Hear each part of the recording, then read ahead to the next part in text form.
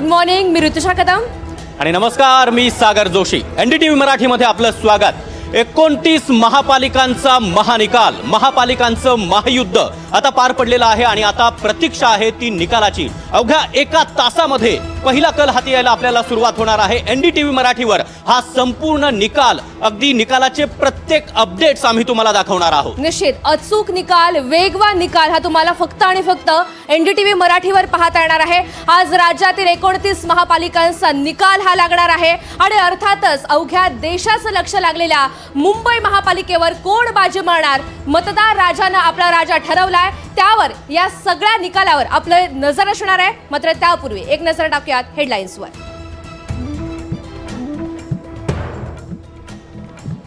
राज्यातील 29 महापालिकांचा आज महानिकाल. मतमोजणी केंद्रही सज्ज. निकालाचे वेगवान आणि अचूक अपडेट आज दिवसभर पाहत रहा एनडीटीव्ही मराठीवर.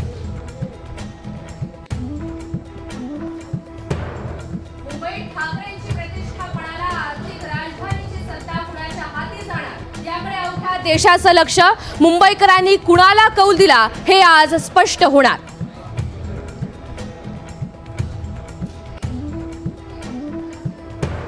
एक्झिट पोलनुसार मुंबईत ठाकरे बंधूंना धक्का बसण्याची शक्यता. महायुतीला 110 पेक्षा अधिक जागांचा अंदाज, तर ठाकरे बंधू 80च्या आत आउट होण्याची शक्यता.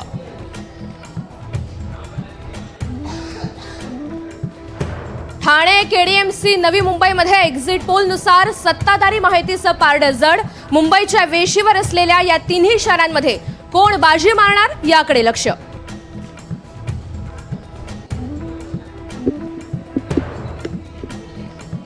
पुणे पिंपरी चिंचवडचा कारभारी कोण? पवार काका पुतण्याची युती फडणवीसांवर भारी पडणार का? पुढच्या काही तासात स्पष्ट होणार.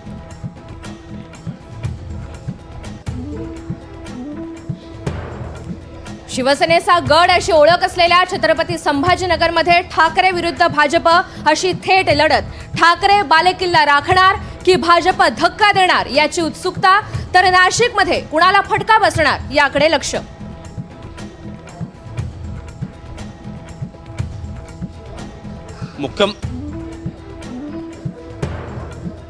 मुख्यमंत्री फडणवीसांनी मानले मतदार आणि कार्यकर्त्यांचे आभार. 29 महापालिकांमधील नागरिकांनी लोकशाहीच्या उत्सवात उत्साहानं सहभाग नोंदवला. कार्यकर्त्यांनी अहोरात्र परिश्रम करून प्रचार कार्यामध्ये झोकून दिलं. त्यांनाही सलाम. फडणवीसांची ट्विटर.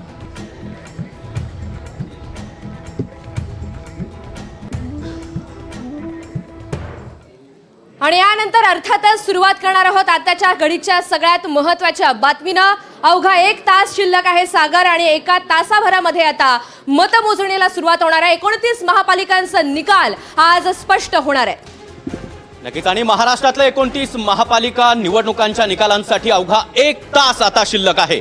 तासाभरात पहिला कल आपल्याला हाती येण्यास सुरुवात होईल. आर्थिक राजधानी मुंबईमध्ये कुणाची सत्ता येणार याकडे संपूर्ण देशाचं लक्ष लागलंय. भाजप, शिवसेना आणि ठाकरे बंधू यापैकी कुणाच्या हातात मुंबईच्या चाव्या येणार हे पुढच्या काही तासात स्पष्ट होईल. तर तिकडे पुणे आणि पिंपरीमध्ये दोन्ही राष्ट्रवादी भाजपला शह देणार का हे देखील पाहणं तितकंच महत्त्वाचं असणार. त्यामुळे ठाण्यामध्ये एकनाथ शिंदे गड राखणार की गमावणार याकडे सुद्धा अवघ्या महाराष्ट्राचं लक्ष असणार आहे. आज कोण गुलाल उधळणार, कुणाचा सुपडा साफ होणार. सकाळी 10 वाजता 29 महापालिकांसाठी मतमोजणी सुरू होईल. नवी मुंबई, कोल्हापूर, छत्रपती संभाजीनगर आणि नाशिकसह सर्व महापालिकांचा सुपरफास्ट निकाल आम्ही तुमच्यापर्यंत पोहोचवत आहोत. एनडीटीव्ही मराठीवर तुमच्या महापालिकेच्या निकालाचं महाकव्हरेज. तुम्ही ठीक 10 वाजता पहिला कल आपल्या हाती येणार आहे आणि या पहिला कल कुणाच्या पारड्यात पडतो हे देखील पाहणं तितकंच महत्त्वाचं असणार आहे. दरम्यान एनडीटीव्ही मराठीची ही स्क्रीन आपण पाहू शकणार आहात. कशा प्रकारे या स्क्रीनवर आपल्याला संपूर्ण महाराष्ट्राचा निकाल, 29 महापालिकांचा निकाल पाहायला मिळणार आहे.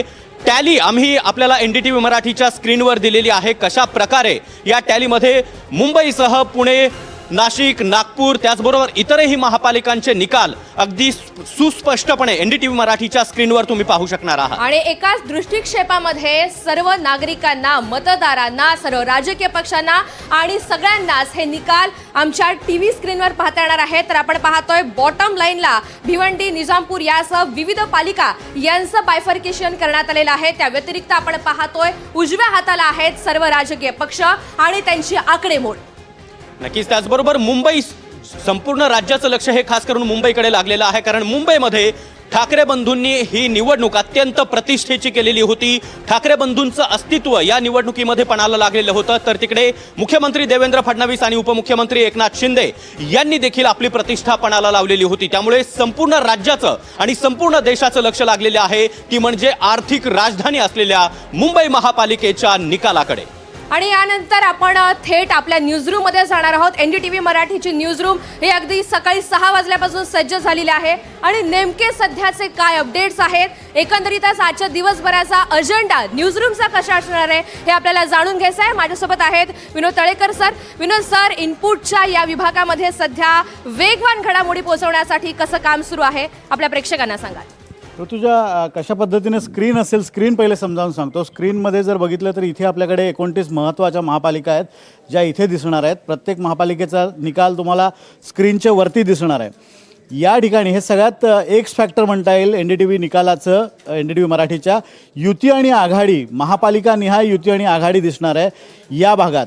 त्याचबरोबर मुंबईसाठी एक कंटिन्युअस टॅली आपण खाली ठेवलेली आहे. तुमच्या स्क्रीनच्या खाली ही टॅली असणार आहे आणि या साईडला महापालिका पक्षनिहाय निकाल तुम्हाला बघायला मिळतील.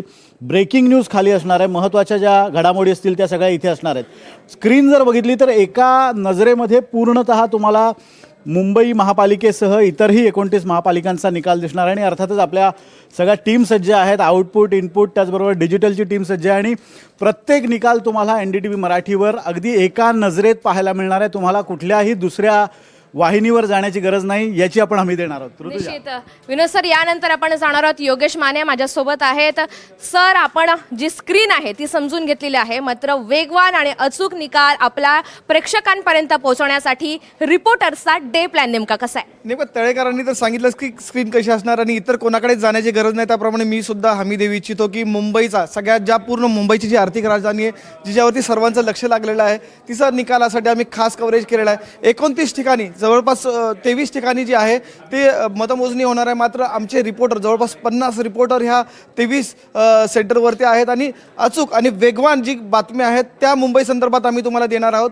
नक्कीच तुम्हाला हे सांगतो, आम्ही कुठेही ह्या निकालाबरोबर छेडछाड करणार नाही. जे ऑथेंटिक निकाल आहेत, तिथल्या घडामोडी ज्या केंद्रावरच्या आहेत त्या तुमच्यापर्यंत पोहोचवणार आहोत. त्यामुळं मी पुन्हा एकदा सांगतो की तुम्हाला वेगवान आणि अचूक निकाल पाहिजे असतील तर तुम्ही आज एन डी टी व्हीवरती राहिलं पाहिजे. ऋतुजा. आणि यानंतरचे इतर महत्त्वाचे अपडेट जाणून घेण्यासाठी आपण माझा सहकारी सागरकडे जाणार आहोत. सागर. नक्कीच ऋतुजा, आणि मुंबई महानगरपालिकेमधील 227 जागांसाठी आज मतमोजणीची प्रक्रिया पार पडणार आहे. दक्षिण मुंबईमधील मतमोजणी केंद्र आता सज्ज झालेले आहेत. मुंबईमध्ये कुणाची सत्ता येणार हे काही तासांमध्ये, अवघ्या एका तासामध्ये आता स्पष्ट होणार आहे आणि याचाच आढावा घेतलाय आमचे प्रतिनिधी जुई जाधवनं. मुंबई महानगरपालिका निवडणुकीचे निकाल आज जाहीर होणार आहेत. मुंबई महानगरपालिकेवर कोणाची सत्ता असेल याचा निकाल आज लागणार आहे. आज मतमोजणी आहे आणि सध्या मी दक्षिण मुंबई इथल्या मतमोजणी केंद्रावर आहे. इथे आपण पाहतोय की दक्षिण मुंबईतले जे 12 प्रभाग आहेत त्या 12 प्रभागांची मतमोजणी इथे याच केंद्रावर पार पडणार आहे. जवळपास इथे आपण पाहतोय की 14 टेबल आहेत आणि त्यानंतर 5 राऊंड होणार आहेत मतमोजणीचे. आणि एकूण जर आपण पाहिले तर मग 12 प्रभाग आहेत. 12 प्रभागांची मतमोजणी इथे पार पडणार आहे. मात्र 14 टेबल, 5 राऊंड आणि 12 विभाग अशी ही खरं तर एकंदरीत हे गणित आहे. आपण इथे पाहतोय की प्रमुख लढती ज्या आहेत त्या देखील याच प्रभागाच्या आहेत. कारण का कोलाव्यामध्ये आपण पाहिलं तर नार्वेकरांची प्रतिष्ठा आहे, दुसरीकडे यामिनी जाधव आहेत, सानप आहेत, असे ज्या प्रतिष्ठेच्या लढाई आहेत त्या देखील याच प्रभागाच्या आहेत. इथे आपण पाहतोय की जे कार्यकर्ते आहेत पक्षाचे त्यांना देखील इथे आतमध्ये परवानगी देण्यात आली आहे. म्हणजे जर आक्षेप घ्यायचा असेल तर ते आक्षेप देखील घेऊ शकतात. मुंबई महानगरपालिकेची सर्व यंत्रणा इथे सज्ज झाली आहे.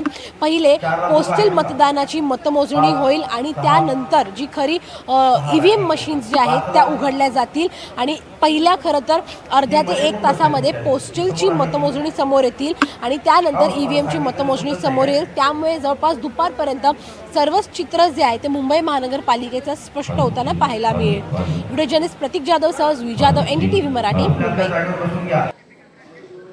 आणि यानंतर आणखी एक महत्त्वाची घडामोड. अजित पवार हे देवगिरी बंगला मलबार इथे आहेत आणि निकाल स्पष्ट होताच आता दुपारनंतर पुण्याला ते जाण्याची शक्यता वर्तवली जाते. तर सुप्रिया सुळे सिल्वर ओक इथं दुपारी 12च्या आसपास आपल्याला पाहायला मिळत आहे. त्याचबरोबर वाय.बी. चव्हाण सेंटर इथं देखील त्या माध्यमांशी बोलण्याची शक्यता आहे. त्यामुळे पुण्यामध्ये खास करून आणि पिंपरी चिंचवडमध्ये अजित पवारांनी जोर लावलेला होता. भाजपच्या नाकीनं आणलेलं होतं अजित पवारांनी. आणि सध्या अजित पवार मुंबईत असले तरी 12 वाजता म्हणजे ज्यावेळी निकाल हाती यायला सुरुवात होईल खऱ्या अर्थानं त्यावेळी अजित पवार पुण्यामध्ये दाखल होतील. तर इकडे सुप्रिया सुळे या देखील आपल्याला वाय.बी. चव्हाण सेंटर या ठिकाणी पाहायला मिळतील. तर तिकडे नवी मुंबई महापालिका निवडणुकीसाठी पार पडलेल्या मतदानाचा निकाल आज जाहीर होणार आहे. 111 जागांसाठी 500 उमेदवार रिंगणामध्ये होते. मात्र इथे भाजप विरुद्ध शिवसेना अशी थेट लढत सागर आपल्याला पाहायला मिळालेली होती. आणि त्यामुळेच नवी मुंबईकरांनी नक्की कुणाला कौल दिला हे अगदी थोड्या वेळातच स्पष्ट होणार आहे. 8 मतमोजणी केंद्रांवरून हा निकाल जाहीर केला जाणार आहे. नवी मुंबईमध्ये 57.15% इतकं मतदान नोंदवलं गेलंय आणि मागील वेळेपेक्षा हे मतदान कमी झाल्याचं बोललं जातं. त्यामुळे हा मतदानाचा टक्का खरं तर इतका घसरलेला असतानाच या सगळ्या संदर्भात नेमका तो किती परिणामकारक ठरतो हे पाहणं सुद्धा महत्त्वाचं असेल. या सगळ्या संदर्भातला आढावा घेतलेला आहे आमचे प्रतिनिधी राहुल कांबळे यांनी. सध्या आपण आहोत नवी मुंबईतील मतदान मोजणी केंद्रामध्ये. आपण माझ्या पाठी पाहू शकता या ठिकाणी आज आहे 10 वाजता मतदानाला मोजणीला सुरुवात होणार आहे. एकंदरीत परिस्थिती पाहिली तर सत्ताधारी पक्षामधली शिवसेना विरुद्ध बीजेपी ही काटेकी टक्कर असणार. आपण पाहिलं तर आपण 15 दिवसापासून पाहतोय आरोप प्रत्यारोप या ठिकाणी चालू आहेत. कोण कोणाचे घोडे फरार करणार, कोण कोणाचा टांगा पलटी करणार हे दुपारी 12 नंतर स्पष्ट होणारच आहे. आपण जर पाहिलं तर जवळपास 11 या ठिकाणी नगरसेवक निवडून येणार आहेत. 500 उमेदवार आहेत. जवळपास काल 57.15 जे आहे या ठिकाणी मतदान टक्केवारी झालेली आहे. गेल्या वर्षी म्हणजे लास्ट जो 2014ला निवडणूक झाली होती त्याच्यापेक्षा 10% सरासरी मतदान याच्यापैकी जास्त झालेला आहे. आणि नवी मुंबई पोलिसांकडून खूप मोठ्या प्रमाणात या ठिकाणी जो बंदोबस्त लावलेला आहे, कुठल्याही प्रकारची अनुचित घटना घडू नये म्हणून 3,500 पेक्षा जास्त पोलीस बंदोबस्त या ठिकाणी लावण्यात आलेला आहे. राहुल कांबळे, NDTV मराठी, नवी मुंबई.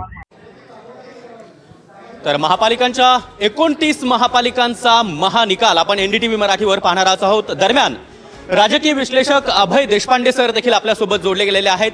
अभय सर, आपलं NDTV मराठीवर स्वागत. आणि खऱ्या अर्थानं काल आपण एक्झिट पोल पाहिलेला होता. एक्झिट पोलमधले अंदाज आणि आजचा निकाल काही तफावत होण्याची शक्यता आहे, किंबहुना कालचे आकडे हे आज कायम राहतील, काय अंदाज? नाही, कालच्या सगळ्या एक्झिट पोलचा जर आपण लसावी काढला तर जे आकडे दिसत आहेत साधारणतः त्याच आसपास आपण राहू असं दिसतंय. विशेषतः मुंबईच्या बाबतीत सांगायचं झालं तर जे आकडे काल आलेले होते त्यात मला वाटतं की फार मोठा बदल होईल असं दिसत नाही. काही इंटरेस्टिंग गोष्टी येतील की मनसे 2 अंकी संख्या गाठणार का मागच्या वेळेसच्या तुलनेमध्ये, कारण आता त्यांच्याकडे सध्या एकही नगरसेवक नाही. त्यांची स्थिती काय असणार? काँग्रेस आणखी किती, प्रत्येक निवडणुकीत आकडा कमी होतोय तो यावेळेस आणखी किती कमी होणार, MIMचा इफेक्ट किती असणार, या सगळ्या गोष्टी छोट्या छोट्या मला वाटतं बघाव्या लागतील. परंतु खूप इंटरेस्टिंग लढत आहे ही. शिवाजी पार्कच्या सभेनंतर उबाटाची परिस्थिती थोडीशी सुधारलेली आहे, परंतु ती त्यांना काही फार असं त्याच्यामध्ये फरक पडेल निकालांमध्ये अशी स्थिती आत्ता तरी निश्चित नाही आहे. मात्र अभय सर, एक महत्त्वाचा मुद्दा असा आहे की मुंबईमध्ये वोटिंग पर्सेंटेज जे वाढल्याचं आपल्याला पाहायला मिळतं, तर काही भागात ते स्वाभाविकपणे कमी देखील झालेलं आहे.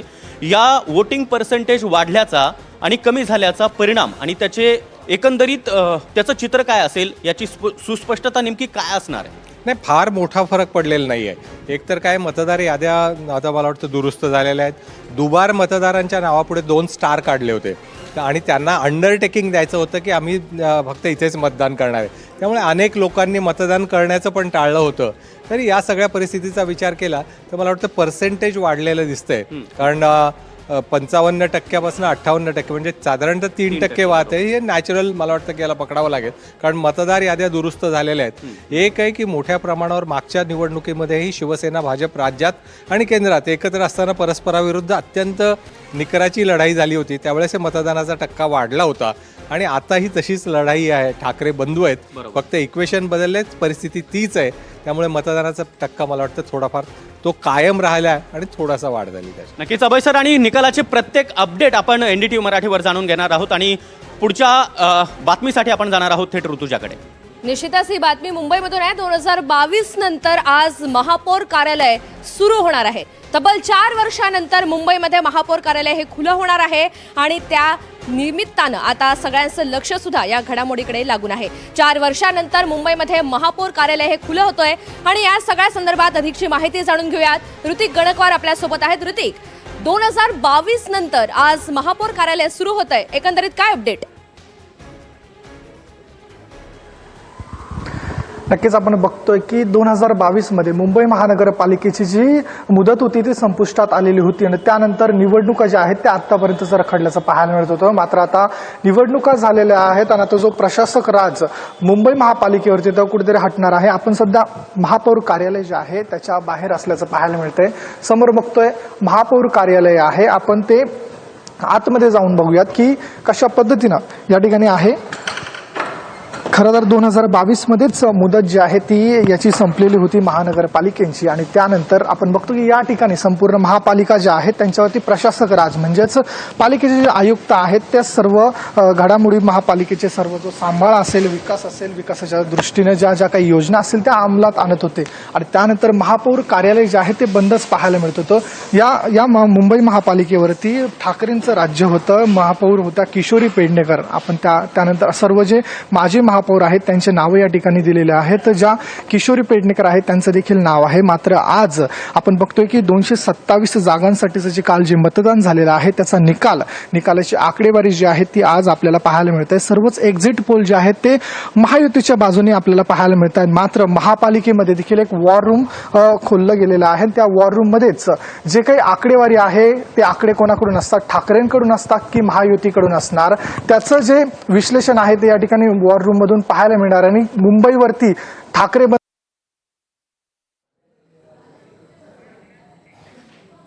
दरम्यान राज्यातील 29 महापालिकांमध्ये मतदानाची झालेली टक्केवारी नेमकी काय सांगते? कोणत्या शहरामध्ये काही प्रमाणात टक्केवारी वाढलेली आहे तर काही शहरांमध्ये टक्केवारी ही कमी झाल्याचं चित्र आपल्याला पाहायला मिळतं. निश्चितच आणि त्याचा मोठा परिणाम हा निकालांवर सुद्धा होणार आहे. सागर, वाढलेली आणि घटलेली टक्केवारी याचा नेमका अर्थ काय? या सगळ्या संदर्भात आपण अधिकची माहिती जाणून घेणार आहोत. राहुल कुलकर्णी आपल्यासोबत आहेत. राहुल, आपण एकंदरीतच पाहतोय काही ठिकाणी टक्केवारी ही प्रचंड वाढलेली आहे, जी चांगली बाब आहे. मात्र काही ठिकाणी मतदान खूप कमी नोंदवण्यात आलेलं आहे. एकंदरीतच प्रभागवारीनुसार किंवा मोठे जे प्रभाग आहेत त्यानुसार जर आपण पाहिलं गेलं तर याचा मोठा फटका किंवा परिणाम कसे आपल्याला जाणवलेले पाहायला मिळतील? हे बघा, 3च उदाहरणं बघा तुम्ही. पुणे, पिंपरी चिंचवड आणि मुंबई. पुण्यामध्ये मतदानाचा टक्का कमी झाला आहे कारण ज्या पद्धतीनं गुंडापुंडांना संधी दिली, त्यानंतर मतदार यादीतले घोळ होते, ईव्हीएम मशीन खूप बंद पडल्या होत्या आणि त्यामुळे असं म्हटलं जात होतं की कदाचित अजित पवारांना याच्यात संधी मिळू शकते कारण त्यांनी खूप चांगल्या पद्धतीने ती निवडणूक लढली आहे. पण शेवटी आकडा आला तर पुण्याचा गेल्यापेक्षा 2% कमी आला. पिंपरी चिंचवडमध्ये मोठी वाढ आहे. पिंपरी चिंचवडमध्ये मतदानात झालेले वाढ असं दाखवते की कदाचित अजित पवारांना तिथे संधी मिळू शकते. अजित पवार आणि भारतीय जनता पार्टी अशी तिथे थेट लढत झाली. दांडगे जे तिथले स्थानिक आमदार आहेत त्यांनी अजित पवारांना घेरण्याचा प्रयत्न केला आणि अजित पवारांनी त्याला प्रत्युत्तर दिलं. मुंबईमध्ये पण आपण बघतो की प्रोपोर्शनेट मध्ये मतदानाचा टक्का वाढलाय. याचा काय अर्थ आहे तर एकतर जेवढे पक्ष होते, जेवढे उमेदवार होते त्यांनी जास्तीत जास्त प्रमाणामध्ये आपले समर्थक मतदानाला येतील असं पाहिलं. दुसरीकडे तुम्ही कोल्हापूर बघा. कोल्हापूरमध्ये मतदानाचा टक्का कदाचित महाराष्ट्रात सर्वाधिक आहे. तिथं सतेज पाटील काँग्रेस विरुद्ध महायुतीचे सगळे घटक पक्ष अशी लढत झाली. मिरज, सांगलीमध्ये पण काही प्रमाणामध्ये मतदानाचा टक्का वाढलाय.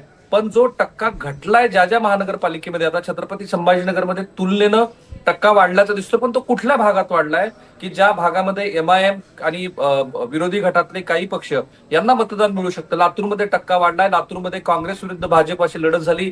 तिथं जे वक्तव्य आलं अजित दिवंगत विलासराव देशमुख यांच्या संदर्भात त्याच्यानंतर तो टक्का वाढला आणि त्या वाढलेल्या टक्क्याचा फायदा हा मुख्यत्वे जे आधीचे तिथं असणारे कारभारी होते त्यांच्या विरोधामध्ये जाईल, कदाचित सरकारच्या विरोधामध्ये जाईल असं वाटत होतं.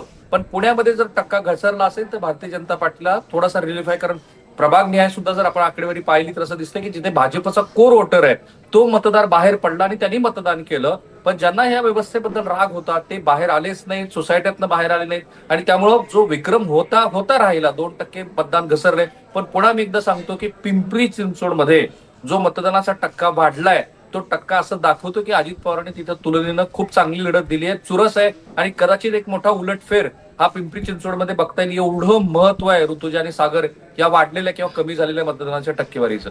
मात्र राहुल सर, हे झालं पुणे आणि पिंपरी चिंचवडचं. मुंबईमध्ये जे साधारण 3% मतदान वाढलेलं आहे, या 3% मतदानाचा अर्थ काय घ्यायचा? कारण इथं ठाकरे बंधूंची प्रतिष्ठा खऱ्या अर्थानं पणाला लागलेली आहे.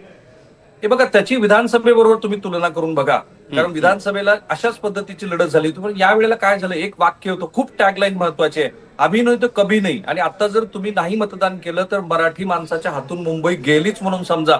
असं झालंय का की मराठी माणूस हा त्वशेनं पेटला आणि तो बाहेर आला आणि कदाचित त्याचं समर्थन काही प्रमाणामध्ये ठाकरे बंधूंच्या बाजूने गेलंय? किंवा असं झालंय का की महायुतीला याचा धोका लक्षात आला आणि महायुतीनं मोठ्या प्रमाणामध्ये आपले समर्थक जे आहेत, खास करून जे उत्तर प्रदेश, बिहारी आणि दक्षिणेतले मतदार आहेत, त्यांना मोठ्या प्रमाणामध्ये बाहेर आणलंय? जर आपल्याकडे प्रभाग निहाय आकडेवारी असते ना सागर, तर मी हे सांगू शकलो असतो की पश्चिम उपनगरामध्ये जर मताचा टक्का वाढलाय तर तो कोणाचा आहे? कारण साधारणपणे मराठी मनुष्य किंवा मराठी मतदार आता कन्सोलिडेट कुठे झालाय?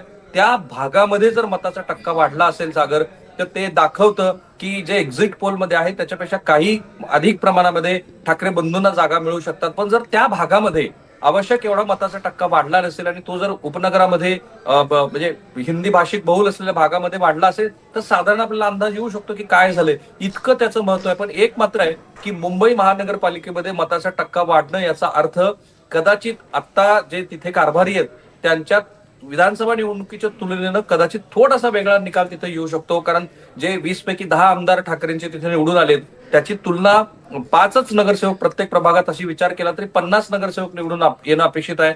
जर राज ठाकरे बरोबर आल्यामुळं अधिकचा संख्या वाढली तर ते ह्या वाढलेल्या मतदानाच्या टक्केवारीला आपल्याला द्यावं लागेल. पण पुण्यात घटलेली टक्केवारी एवढंच सांगते की मुंबईत वाढलीये, पुण्यात घटलीये. म्हणजेच पुण्यात भाजपला कसं बसं का असेना त्यांनी 125 वगैरे नारा दिला होता, पण तेवढी काही त्यांना येणार नसली तरी सत्ता त्यांची येईल. साधारण असं चित्र दिसतंय. नक्कीच राहुल सर, प्रत्येक अपडेट घेण्यासाठी आम्ही तुमच्याकडे येत राहू. मात्र आता एक महत्वाची बातमी समोर येते. वरळी इथल्या मतदान केंद्रावर पोस्टल मतांच्या छाननीला आता सुरुवात झालेली आहे. आताची महत्वाची बातमी आपण पाहतोय.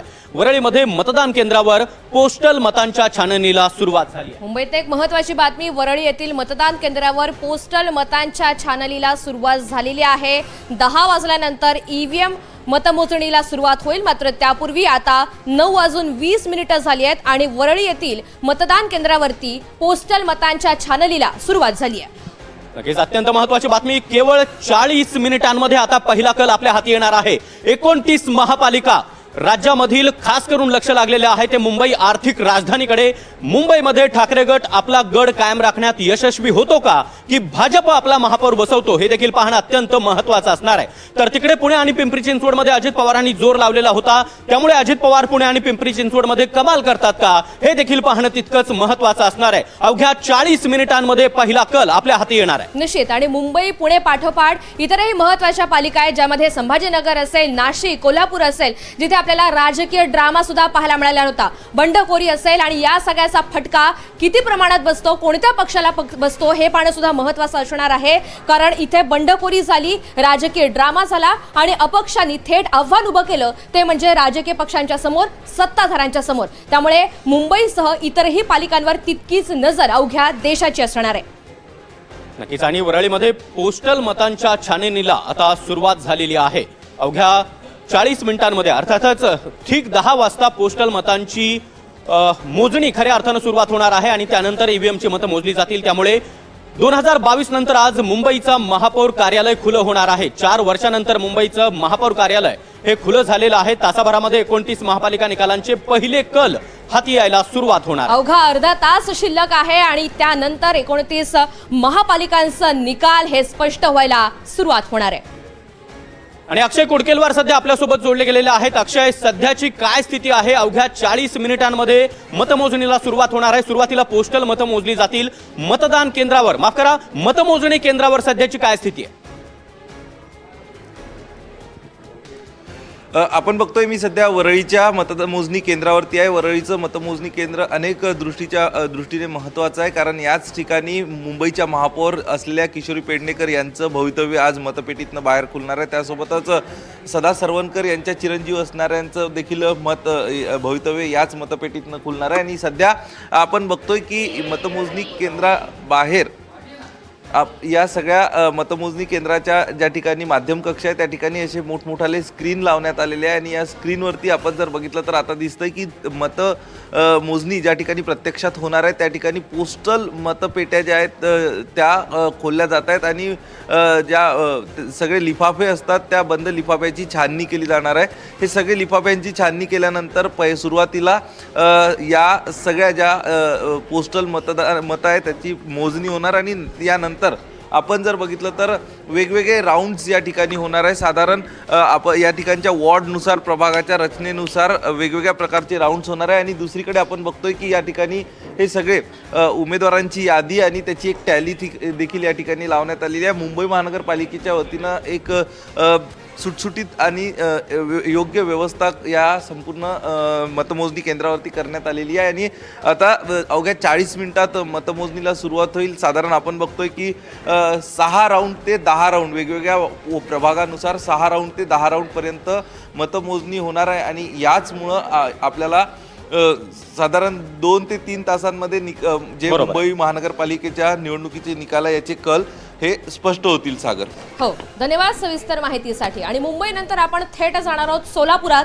सोलापूर महानगरपालिकेसाठी 10 वाजल्यापासून मतमोजणी प्रक्रिया सुरू होतीये। 7 मतदान केंद्रांवर 81 फेऱ्यांमधून मतमोजणी होणार आहे आणि मागच्या निवडणुकीच्या तुलनेमध्ये यंदा 6% मतदान घसरलंय। सोलापूरची आकडेवारी जर आपण पाहिली तर 2017च्या दरम्यान जे मतदान झालेलं होतं त्यानंतर आता 6% हे मतदान घसरलंय। त्यामुळे याचा फटका नेमका कुणाला बसतो हे पाहणं महत्त्वाचं आहे।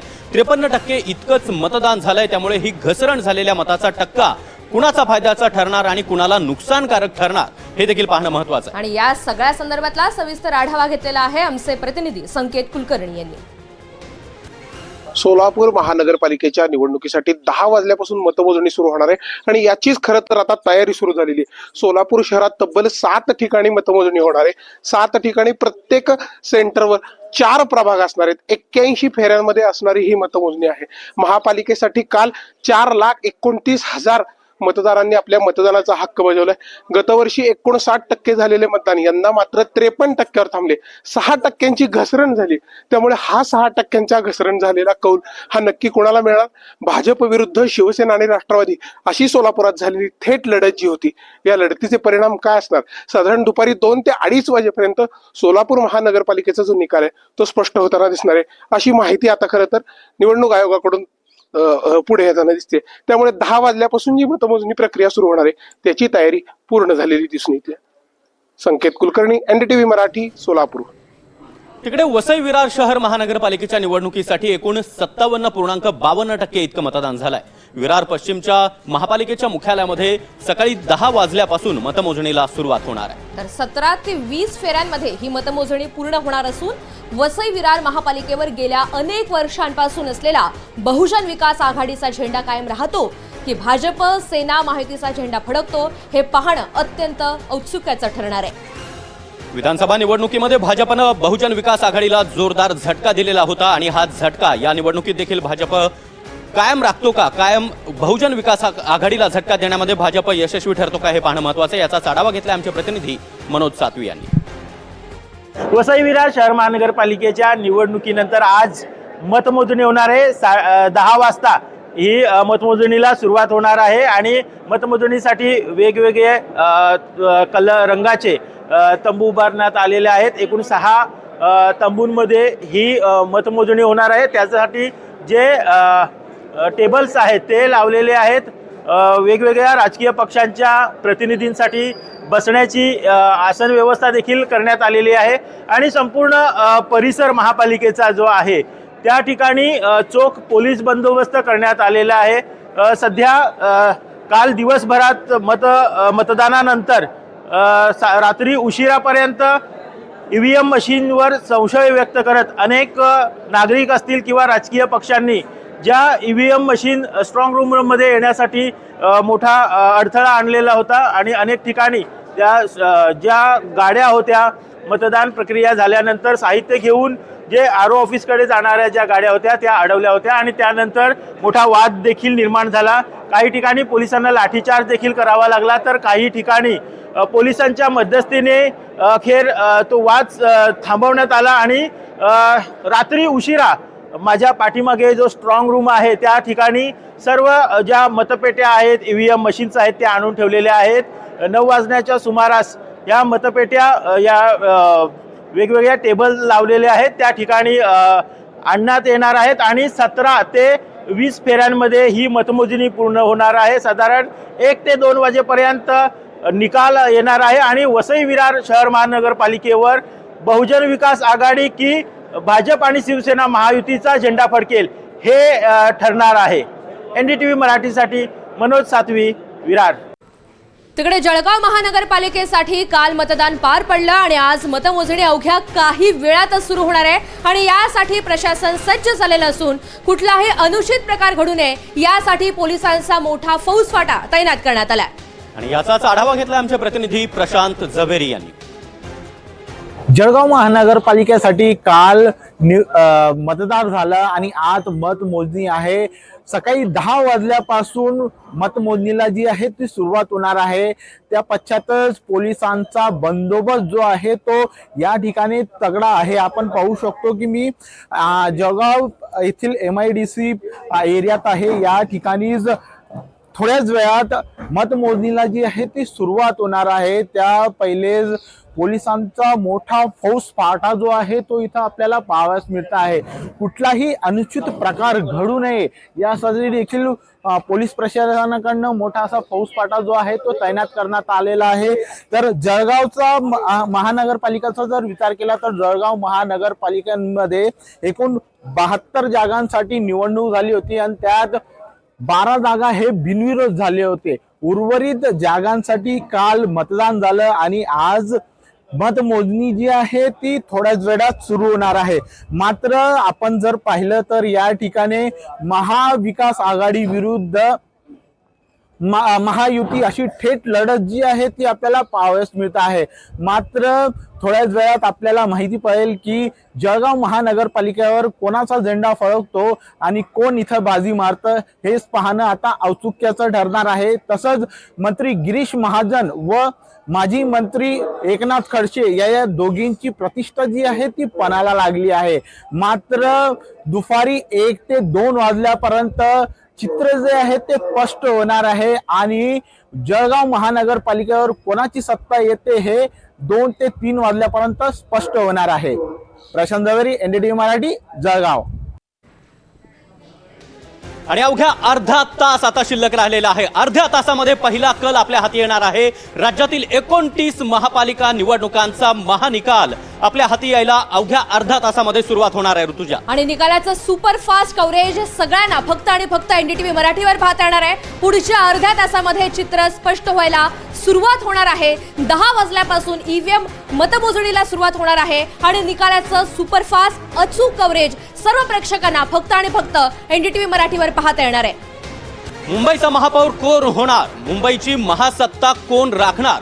ठाकरे बंधू आपली सत्ता राखण्यात यशस्वी होतात का की भाजप आणि शिंदेची शिवसेना ठाकरे बंधूंना जोरदार झटका देणार हे देखील पाहणं महत्त्वाचं असणार आहे. तिकडे पुण्यामध्ये देखील अजित पवारांनी जो जोर लावलेला आहे त्याचा फटका भाजपला बसणार का हे देखील पाहणं अत्यंत महत्त्वाचं असणार आहे. कारण पिंपरी चिंचवडची सत्ता पुन्हा एकदा हाती मिळवण्यासाठी, काबीज करण्यासाठी अजित पवारांनी जो काही जोर लावलेला होता तो भाजपला देखील नाकीनं वाढणारा होता. आणि काही ठिकाणी तर सागर महायुती सुद्धा फुटलेली होती. अनेक पक्ष हे स्वबळावर निवडणूक लढवत होते. त्यामुळे कुणाच्या बाजूनं मतदार राजानं कौल दिलेला आहे हे चित्र आज अखेर स्पष्ट होणार आहे. 29 महापालिकांमध्ये आता या सत्तेच्या चाव्या नेमक्या मतदारांनी कुणाच्या हातात दिल्यात हे चित्र आज स्पष्ट होणार आहे. खरं तर पुणे, मुंबई या पाठोपाठ इतरही महत्त्वाच्या पालिका आहेत जिथे आपल्याला महायुती असेल त्याच्या विरुद्ध महाविकास आघाडी किंवा इतरही अपक्ष यांचं मोठं आव्हान पाहायला मिळालेलं होतं आणि अनेक मतदारांच्या ज्या निशाणावर अनेक महत्त्वाचे विकासाचे सुद्धा मुद्दे होते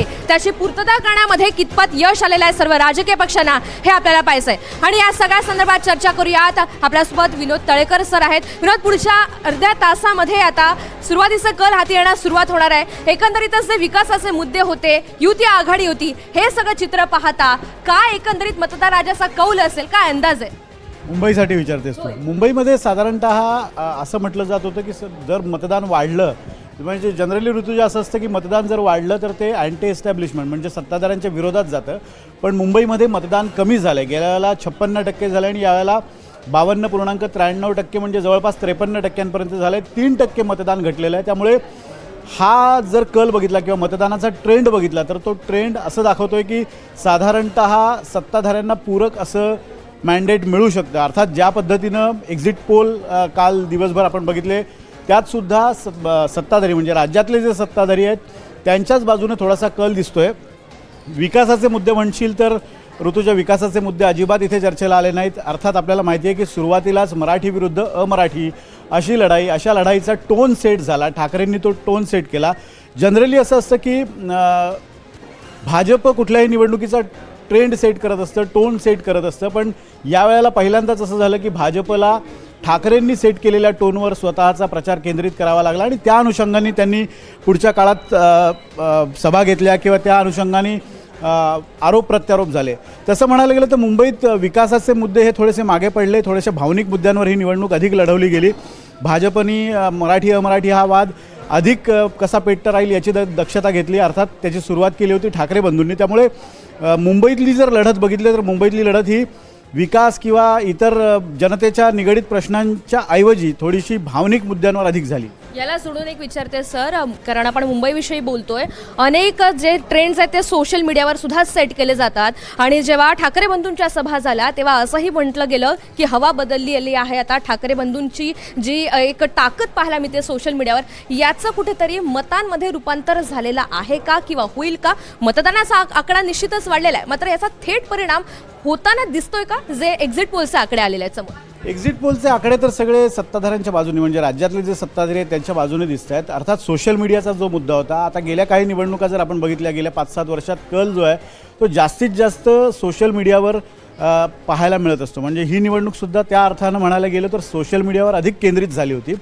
प्रामुख्यानं जर बघितलं तर सोशल मीडिया ज्यावेळेला विषय येतो त्यावेळेला भाजप हा थोडासा स्कोअर करत असतो, कारण भाजपची सोशल मीडिया हँडल करणारी टीम अतिशय स्ट्रॉंग आहे.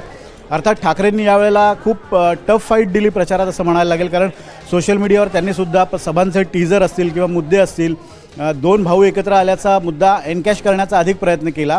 पण तरीसुद्धा ही लढाई जर मुंबईची बघितली तर सोशल मीडियाच्या बरोबरीनेच ती प्रत्यक्ष मैदानावर सुद्धा लढली गेली आणि प्रामुख्यानं जर बघितलं तर नक्कीच ऋतुजा, मी थोडंसं थांबवतोय. थेट जाणार आहोत संभाजीनगरमध्ये. संभाजीनगरमध्ये मोठा राडा पुन्हा एकदा पाहायला मिळतोय. काल देखील मतदान केंद्रावर अशीच गर्दी आपल्याला पाहायला मिळालेली होती आणि पोलिसांनी मतदारांना रोखलेलं होतं आणि आता पुन्हा एकदा पोलिसांना लाठीचार्ज करावा लागलाय. संभाजीनगरच्या मतमोजणी केंद्राबाहेरची ही दृश्य आपण पाहतो आहोत, कशा प्रकारे या ठिकाणी पोलीस बंदोबस्त तैनात झालेला आहे आणि पोलिसांना लाठीचार्ज देखील करावा लागलाय. छत्रपती संभाजीनगरमध्ये पुन्हा एकदा आपल्याला मोठा राडा. मोहसिन शेख सध्या आपल्यासोबत जोडले गेलेले आहेत. मोहसिन, संभाजीनगरमध्ये राडा काही थांबताना दिसत नाहीये. काल देखील आपण पाहिलेलं होतं आणि आज पुन्हा एकदा मतमोजणी केंद्राबाहेर पोलिसांना लाठीचार्ज करावा लागतोय.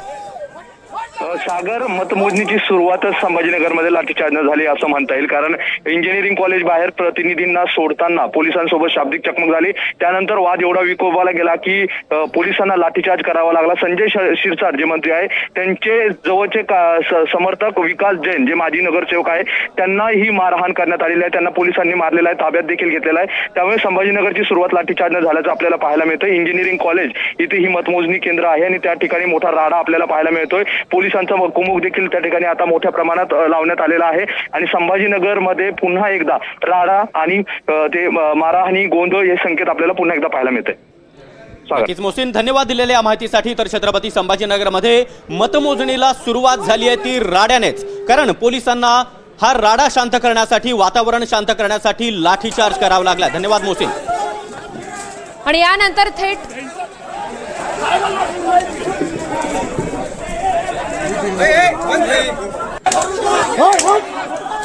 यानंतर थेट मुंबईमध्ये जाऊया. दक्षिण मुंबईमधील मतमोजणी केंद्रावरील स्ट्रॉंग रूम उघडण्यात येत आहेत. सध्याची मुंबईची महत्त्वाची अपडेट आपण पाहतोय. दक्षिण मुंबईमध्ये स्ट्रॉंग रूम मध्ये आता मतमोजणी केंद्रावरचे जे स्ट्रॉंग रूम आहेत ते उघडण्यात येतात, कारण 10 वाजता ही मतमोजणीला सुरुवात होणार आहे आणि त्यापूर्वीची सगळी ही प्रक्रिया आपण पाहतोय.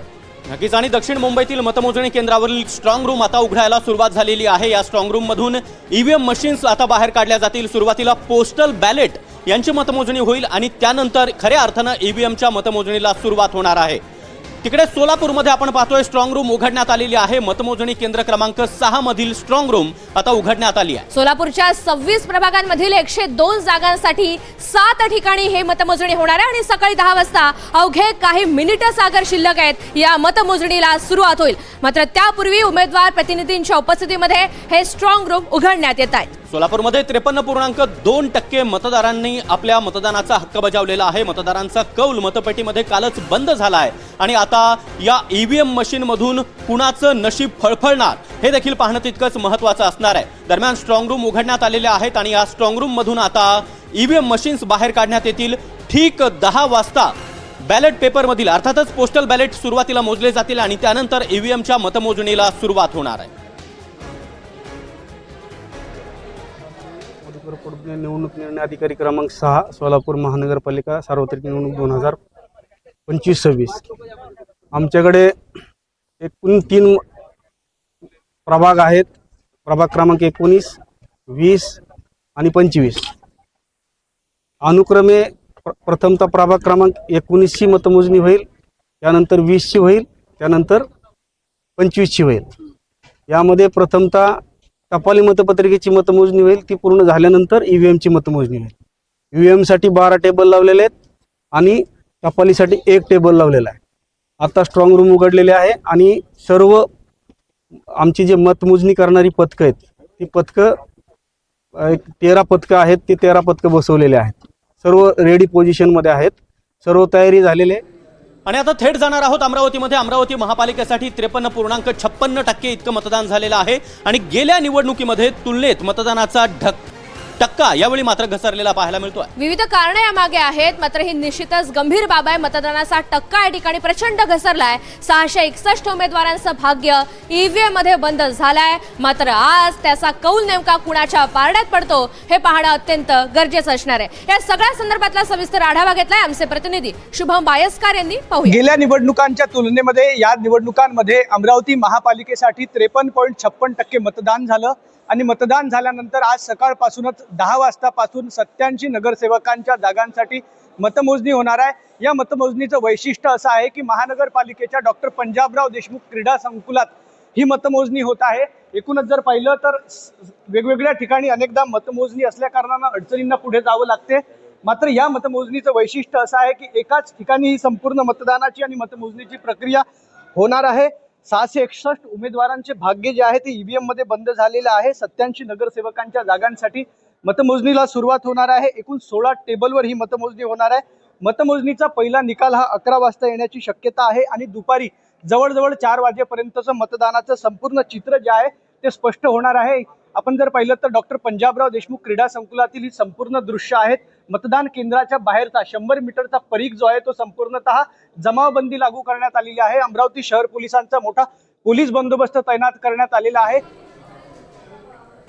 आणि अमरावतीनंतर चंद्रपुरात जाऊया. चंद्रपूर महानगरपालिकेच्या निवडणुकीसाठी काल झालेल्या मतदानाचा आज निकाल लागणार आहे. सकाळी 10 वाजल्यापासून या प्रक्रियेला सुरुवात होईल. दरम्यान चंद्रपूर जिल्ह्यामध्ये कुणाचा गुलाल उधळला जाणार याकडे देखील लक्ष लागलेलं आहे आणि या बाबींचा आढावा घेतला आमचे प्रतिनिधी मनीष रक्षमवार यांनी. महानगरपालिकेचा निकाल अवघ्या काही क्षणातच लागणार आहे. महत्त्वाचा विषय म्हणजे काल झाली होती निवडणूक आणि काल मतदानाची प्रक्रिया पार पडली होती. आज आपण चंद्रपूर येथील महानगरपालिका परिसरामध्ये बघू शकता. या ठिकाणी चंद्रपूर महानगरपालिका झोन क्रमांक 3 या ठिकाणी आपण आलेलो आहोत आणि या ठिकाणीच मतदानाचा निकाल जाहीर करण्यात येणार आहे. महत्त्वाचा विषय म्हणजे 2,99,994 मतदाराकरिता ही निवडणूक घेण्यात आलेली होती आणि 355 मतदान केंद्र या ठिकाणी उभारण्यात आले होते आणि काल शांततेने मतदान प्रक्रिया ही पार पडली होती. परंतु आज जो निकाल लागणार आहे 10 वाजता त्याच्यानंतर काय चित्र होणार आहे याकडे सर्वांचं लक्ष लागलेलं आहे. महत्त्वाचा विषय म्हणजे या ठिकाणी काही खुशी काही गम हे चित्र सुद्धा बघायला मिळणार आहे आणि कोणाचा गुलाल उधळला जाणार आहे याकडे सर्वांचं लक्ष लागलेलं आहे.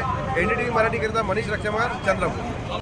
आणि नाशिकमधून एक महत्त्वाची बातमी समोर येते. प्रबोधनकार ठाकरे इथल्या मतमोजणी केंद्रावर उमेदवारांचे प्रतिनिधी आणि पोलिसांमध्ये बाचाबाची झाली आहे. तर महापालिकेकडून ओळखपत्र दिलेलं असताना सुद्धा आधार कार्ड आणि ओरिजिनल ओळखपत्राची मागणी करण्यात आली आणि याच कारणावरून इथे मोठा वाद निर्माण झालाय. दोघांमध्ये बाचाबाची झाल्याचे चित्र आपण नाशिकमध्ये पाहतोय. मतमोजणी केंद्रामध्ये उमेदवारांच्या प्रतिनिधींना आत प्रवेश देताना ही तपासणी करण्यात आलेली आहे आणि तपासणी दरम्यान पोलीस आणि उमेदवारांच्या प्रतिनिधींमध्ये मोठी बाचाबाची झाल्याचं चित्र पाहायला मिळतं. मागच्या महापालिकेच्या वेळेस आम्हाला सगळे ठीक आहे याच्यावर आम्हाला इंटरेस्ट असते कारण की पहिल्या सगळं जमा करता तुम्ही आमच्याकडनं काय जमा करता तुम्ही आमच्याकडनं आधार कार्ड जमा करून घेता मोबाईल.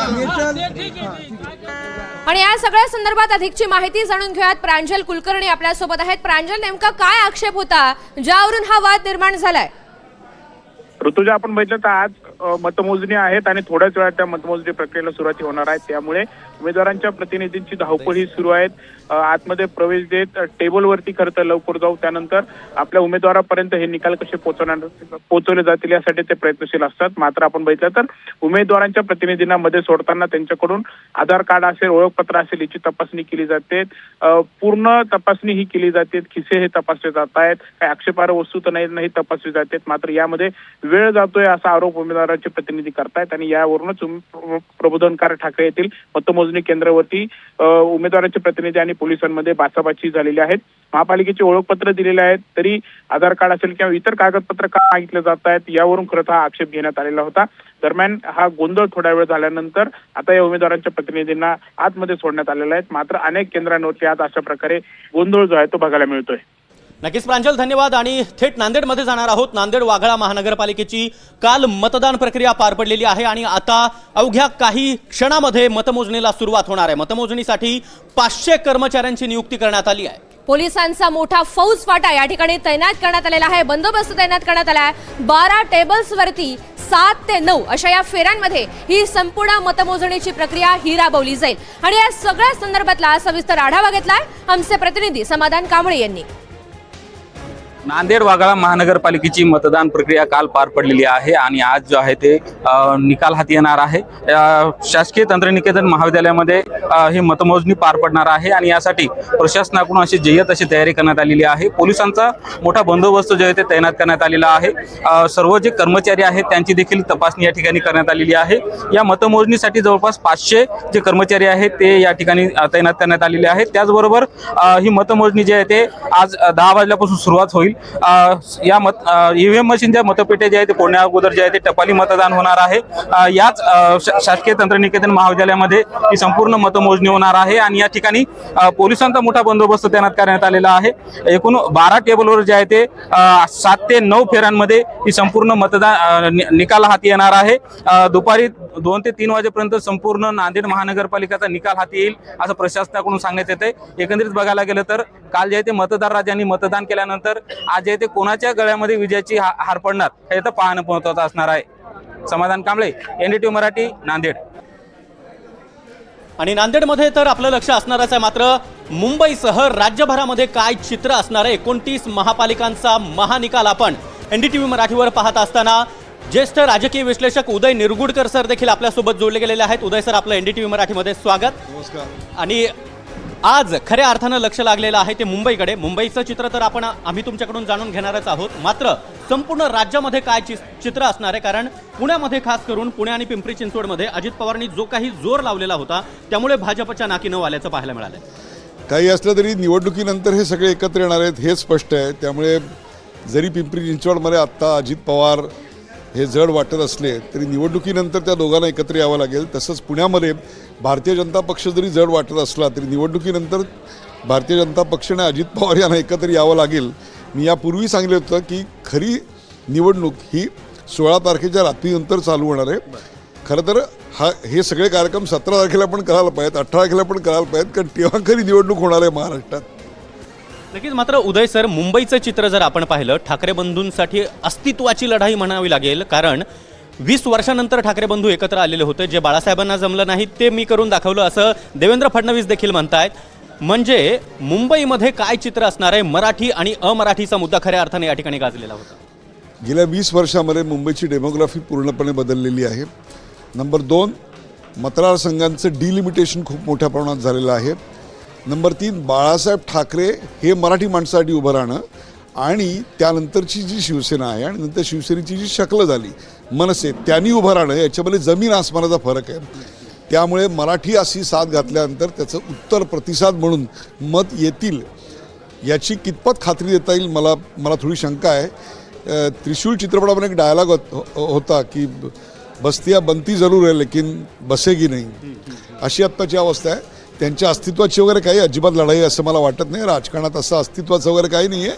मला असं वाटतं हळूहळू त्यांना या परिस्थितीशी जुळवून घ्यावं लागेल आणि ते जितक्या लवकर जुळवतील तितक्या लवकर राजकारणात ते रिलेव्हंट राहतील. नक्कीच उदय सर, पुन्हा एकदा चर्चेसाठी मी तुमच्याकडे येणारच आहे आणि पुढची एक महत्त्वाची बातमी आहे संभाजीनगरमधून. आपण थेट ऋतुजाकडे जाणार आहोत. निश्चित छत्रपती संभाजीनगरमध्ये स्ट्रॉंग रूम उघडण्यात आलेले आहेत. सध्या उमेदवार आणि प्रतिनिधी यांची गर्दी प्रचंड वाढली आहे. मतमोजणी केंद्रावर आमचे प्रतिनिधी मोहसिन शेख सध्या आहेत. त्यांच्याकडनं या सगळ्या संदर्भात अधिकची माहिती जाणून घ्यात. मोहसिन, सध्या स्ट्रॉंग रूम उघडण्यात आलेले आहेत, त्या व्यतिरिक्त पोलिसांचा कसा बंदोबस्त आहे, एकंदरीत आपल्याला तिथली परिस्थिती काय ते सांगाल? नक्कीच मी गरवारे स्टेडियम मतमोजणी केंद्रावर आहे. मी तुम्हाला थोडंसं गेटवर दाखवण्याचा प्रयत्न करतो, जिथून उमेदवार आणि उमेदवारांच्या प्रतिनिधींना सोडलं जातं. एकाच वेळी सोडलं जात असल्यामुळे गोंधळाचं वातावरण आणि प्रचंड गर्दी या ठिकाणी पाहायला मिळते. सगळ्यांचे ओळखपत्र पाहून सोडलं जातात. विशेष म्हणजे मोबाईल आतमध्ये नेण्यास कुणालाही परवानगी नाही. अनेकांकडे मोबाईल असल्यामुळे त्या लोकांना देखील बाहेर काढलं जातं. त्यामुळे एकाच वेळी सगळ्या लोकांना सोडल्यामुळे गर्दी या ठिकाणी प्रचंड आपल्याला पाहायला मिळते. या ठिकाणी तब्बल 4 ते 5 प्रभाग क्रमांकाचे वेगवेगळे मतमोजणी या ठिकाणी होणार आहे. विशेष म्हणजे ज्या ठिकाणी सर्वाधिक राडा झाला त्या नारेगावची मतमोजणी देखील याच मतमोजणी केंद्रावर होणार आहे. आपण बघतोय की मोठ्या प्रमाणात आता या ठिकाणी महिला देखील या सगळ्या गर्दीमध्ये अडकल्याचा पाहायला मिळतो. त्यामुळे किमान महिलांना तरी आतमध्ये सोडा अशी मागणी उमेदवार आणि प्रतिनिधी करताना पाहायला मिळतात. त्यामुळे गर्दीचं प्रमाण या ठिकाणी प्रचंड झालेलं आहे. आणखी अनेक लोक आपण जर बघितलं तर खाली देखील ताटकळत उभं राहिलेले आहे. आत्ताच्या घडीला आपण बघितलं तर 9:47 झालेला आहे. थोडासा वेळ राहिलेला आहे. 10 वाजता स्ट्रॉंग रूम उघडल्यानंतर मतमोजणीला सुरुवात होणार आहे. त्यामुळे आम्हाला आतमध्ये जाऊ द्या अशी उमेदवारांची मागणी आहे.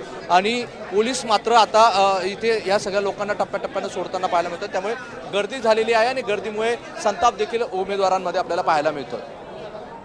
नक्कीच मोहसिन, आणि अवघे 10 मिनिटं शिल्लक राहिलेली आहेत. 10 मिनिटांमध्ये महापालिका निवडणुकांचा पहिला कल आपल्या हाती येणार आहे. मुंबईमध्ये ठाकरे गट अर्थात ठाकरे बंधू सत्ता राखणार का की भाजप मात देणार हे पाहणं महत्त्वाचं आहे. त्याचबरोबर पुण्यामध्ये देखील कोण बाजी मारणार हे देखील आपल्याला पाहायचं आहे. तर मुंबई आणि पुणे या संदर्भातले निकाल, त्याचबरोबर 29 महापालिकांचे महानिकाल आपण NDTV मराठीवर पाहणार आहोत. दरम्यान या सगळ्या निवडणुकीच्या पार्श्वभूमीवर आणि मतमोजणीच्या पार्श्वभूमीवर मंत्री चंद्रकांत पाटलांनी नेमकी काय प्रतिक्रिया दिली आहे ती आपण पाहूया. एक्झिट पोलमध्ये जे चित्र आहे त्याच्यापेक्षा विशेषतः पुण्याच्या बाबतीमध्ये आणि खरं म्हणजे सगळ्या ठिकाणी पण पुण्याच्या बाबतीमध्ये अजून एक 30% जास्त ॲडिशन होईल. समजा ABP माझाने 93 दिलं आहे, तर ते जे वारंवार मी मांडत आलेलो आहे, मुरलीधरांना मांडत आलेले आहेत, आम्ही 125साठी ट्राय करतो आणि 115ला मरण नाही. तर त्या 115च्या दिशेने गाडी जाईल यात माझ्या मनात बिलकुल शंका नाही. तुम्ही 93 म्हटलं, 83ला महापौर आहे, महापौर तर BJPचा झाला. शिवसेनेला बरोबर घेणं आणि राष्ट्रवादी बरोबर घेणं हे देवेंजीच होती. आम्हाला कुठलाही अहंकार नाही. आम्ही देवेंजींच्या सूचनेप्रमाणे चालतो. पण 93ला गाडी थांबणार नाही. ती 100 क्रॉस करून बरीच पुढे जाईल.